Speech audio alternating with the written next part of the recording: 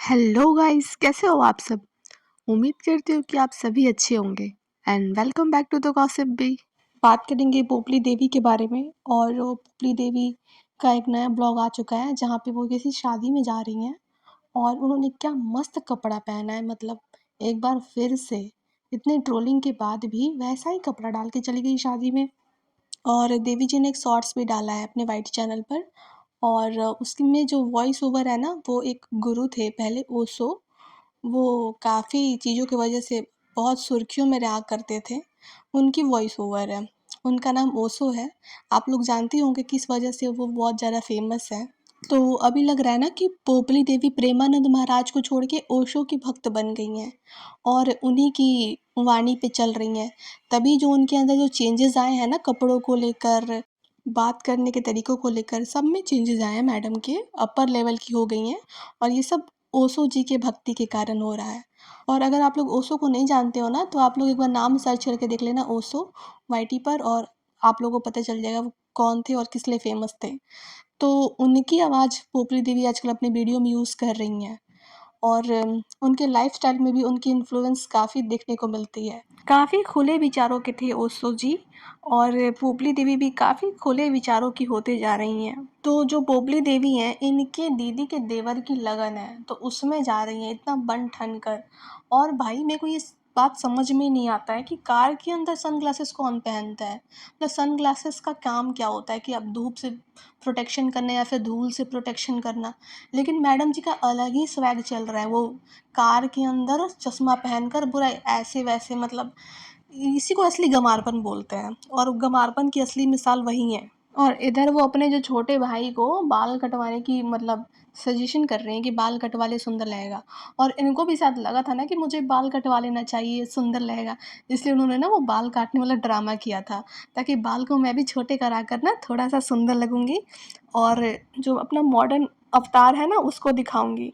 और फिर सिंपैथी भी ले लूँगी कि देखो यार, रोते हुए बाल काट रही है, कितनी मतलब बेचारी औरत है, उसके नाम पे सिंपैथी भी ले लूँगी मैं।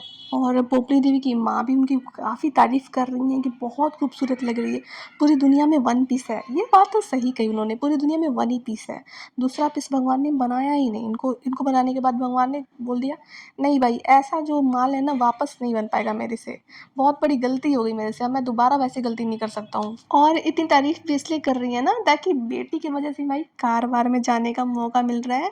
आराम से रोटियाँ तोड़ी जा रही हैं बेटी के नाम पे। बेटे तो दोनों निकम्मे हैं और पति का पता नहीं भाई कहाँ पे ट्रक चला रहा है, कहीं पैरेलल यूनिवर्स में तो नहीं निकल गया, किसी और ग्रह पे तो नहीं चला गया ट्रक चलाते चलाते, पता नहीं किधर ही गायब है। तो भाई बेटी ही है जो रोजी रोटी चला रही है, तो उनकी तारीफ़ करना तो बनता है भाई। और मैडम के सर पे इतने ज़्यादा लोन है कि मैडम ने पहले जो लिया था कार, उसके उस पे भी लोन है। अभी जो ज़मीन लिया प्रॉपर्टी, उस पे भी मैडम बता रही थी कि लोन है, और घर पे भी लोन है। तो भाई इतने सारे लोन हैं, इसके बावजूद भी मैडम अभी सोच रही है कि नया कार लेने का। तो भाई कहीं ना कहीं माल छुपा के तो रखी हो ना आप। इतने ज़्यादा लोन का ना बहाना मत बनाओ कि इतने सारे लोन है, कुछ लोन वगैरह नहीं है, बहुत सारे माल दबा के बैठी हो अभी आप। अगर किसी के पे इतने सारे लोन रहते हैं ना, तो वो इतना ज़्यादा वो नहीं करने लगता कि भाई वो कार का मॉडल ऐसा, उसमें फीचर्स नहीं है, चलो अब अपना चेंज करते हैं थोड़ा। ऐसा नहीं सोचता जिस पे लोन रहते हैं। जो इंसान ऐसा सोचता है ना, उसके पास काफ़ी माल दबे पड़े रहते हैं। और भाई हमारी देवी जी को तो नाच गाने का मौका चाहिए कि कहाँ नाचने गाने का मौका मिल जाए। आराम से, मतलब इतनी रिवीलिंग आउटफिट पहनकर एकदम आराम से इतने सारे लोग रिलेटिव है उनके बीच में नाच रही हैं मैडम। इनको इतने बार बोला गया है, मतलब इनके कमेंट्स में हमेशा ये कमेंट्स आते हैं कि आप ढंग के कपड़े पहन के जाया करो। इनको तो नीतू को कॉपी करना है, तो नीतू से तो ये भी सीख लो ना कि नीतू जहाँ जाती है वहाँ के अकॉर्डिंग कपड़े पहनती है। पूजा पाठ में जाती है तो वहाँ पे सर पे पल्लू भी रखती है भाई, उसके अकॉर्डिंग वो काम करती है। तो आपको अगर उसकी तरह बनना है ना, तो उसकी तरह आप रहो, उसकी तरह थोड़ा कॉमन सेंस यूज़ करो कि कहाँ पे क्या पहनना है। नहीं तो आप, ये होता है ना कि इनको बहुत ज़्यादा मॉडर्न दिखना होता है कि वो हो कहाँ से ये अंग्रेजी मैम आ गई हैं धरती पे। और जैसे ही एंटर करते हैं ना, सब फूल फूल फेंकते हैं, तो उनको लगता है ना कि मैं कोई वीआईपी गेस्ट हूँ। तुम चश्मे लगा के एकदम गंवार दिख रही थी सच में। और इनकी जो एक जेठानी है वो भी इनका पोल खोलने में आ गई है। मतलब वो भी पहले जो इनकी जेठानी थी ना, इनकी सच्चाई जानती नहीं थी अच्छे से, तो पहले वो क्या ना इनका सपोर्ट करती थी। क्योंकि ये जो पोपली मैडम है, ये चुपके से ना उनसे बातें करती थी। अपनी अपने बारे में अपनी व्यथा सुनाती, जैसे अबला तो है ही, तो अपने बारे में मैं तो मेरे साथ बहुत बुरा होता है, ये होता है, वो होता है। तो उसको लगा कि हाँ, इसके साथ बहुत बुरा होता है, तो जो उसकी जेठानी को लगा था ना, उसके अकॉर्डिंग ये पोपली का सपोर्ट करती थी।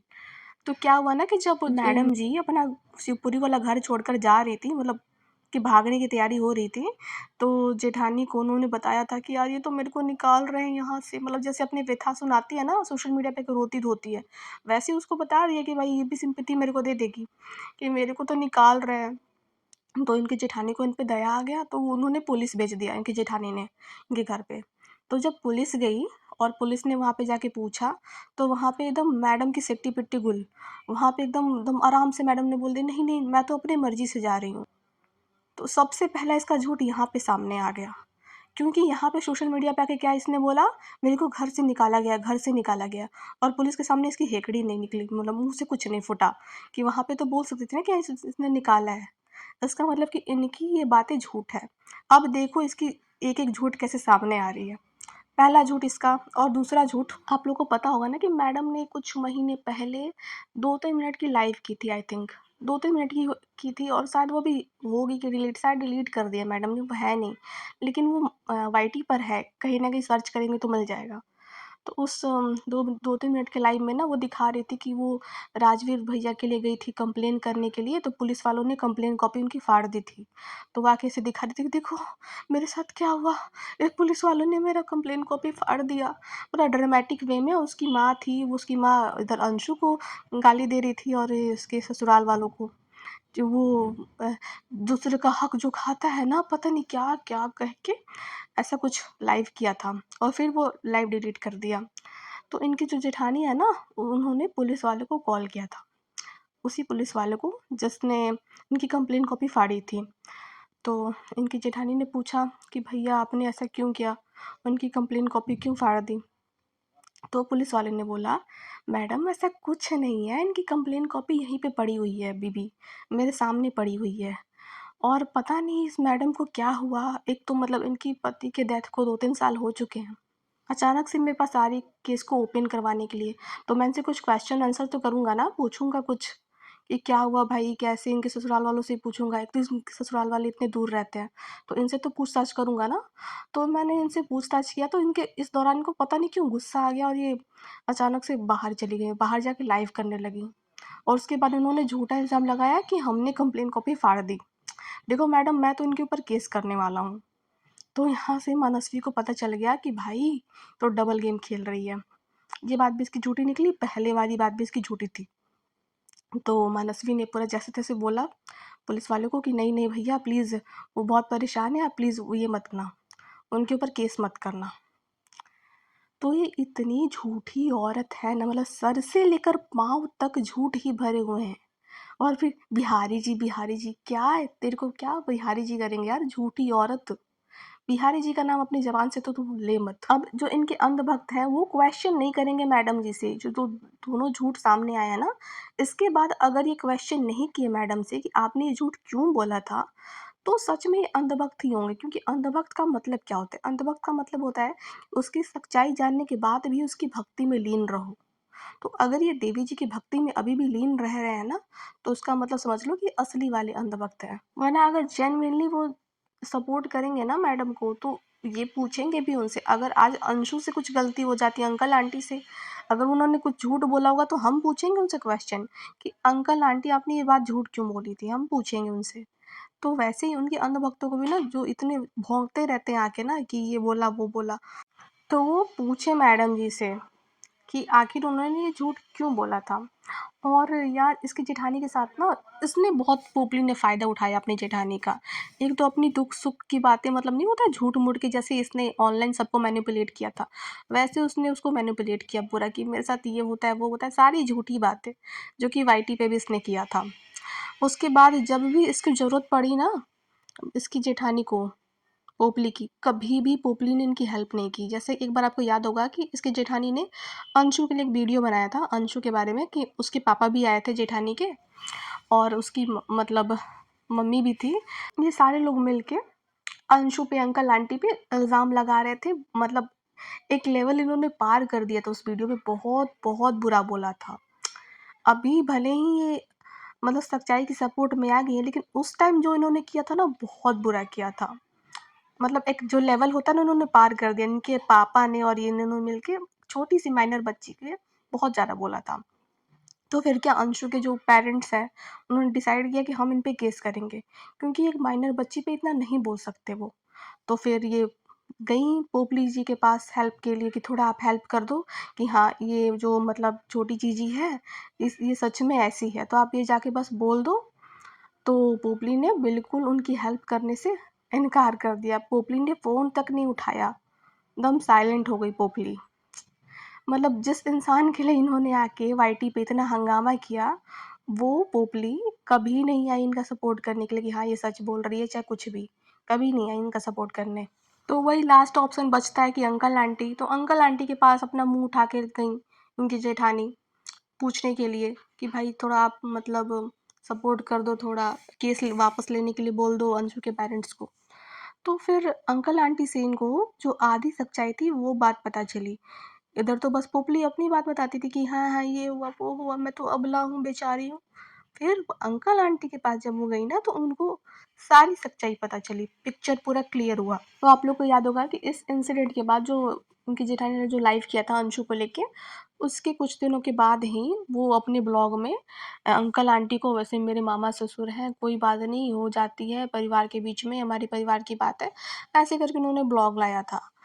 तो जब जब भी उनको पूरी सच्चाई पता चली थी उसी टाइम। तो अभी क्या है ना कि अभी तो उनको और बहुत सारी सच्चाइयाँ पता है, उनकी जेठानी को। और अगर पूरी सच्चाई उन्होंने बता दी ना, तो ये पोपली कहीं मुँह दिखाने लायक रह नहीं जाएगी। अभी तो बस थोड़ी-थोड़ी सच्चाई सामने लाई है उन्होंने, और उनको पूरी सच्चाई पता है पोपली के बारे में। अभी क्या कि बस 2 ही सच्चाई सामने आई और वाईटी पे हड़कंप मच गया है कि भाई ये देखो, ये कैसी औरत है, हमें तो पता ही था, अंधभक्त तुम देख लो कैसी औरत है। और अभी क्या, ऐसा तो हो नहीं सकता कि पोपली देवी शांत बैठ जाएँ, इतना होने के बाद। अब वो अपने पुराने रिकॉर्डिंग देवी मोड में वापस आएँगी, और जैसे इनकी जेठानी ने रिकॉर्डिंग डाली है ना, ऐसे तो छर्रे होंगे उनके पास रिकॉर्डिंग के। और अभी देखना पोपली देवी अपना असली रूप दिखाएँगी। वैसे वो दिखा चुकी हैं, बट अभी बहुत दिनों बाद अपने असली अवतार में वापस आएँगी वो। तो चलिए, देखना काफ़ी इंटरेस्टिंग होगा कि आगे क्या होता है। और बात करेंगे आगे जो भी होगा उसके बारे में नेक्स्ट पॉडकास्ट में। तो अगर आपको ये वीडियो अच्छी लगी तो प्लीज़ प्लीज़ प्लीज़ एक लाइक कर देना। चैनल पे नए हो तो प्लीज़ चैनल सब्सक्राइब ज़रूर करना, और कमेंट में भी राय बताना बिल्कुल भी मत भूलना। मिलती हूँ आपसे नए पॉडकास्ट में, तब तक के लिए bye. Thanks for watching and stay tuned for more gossip.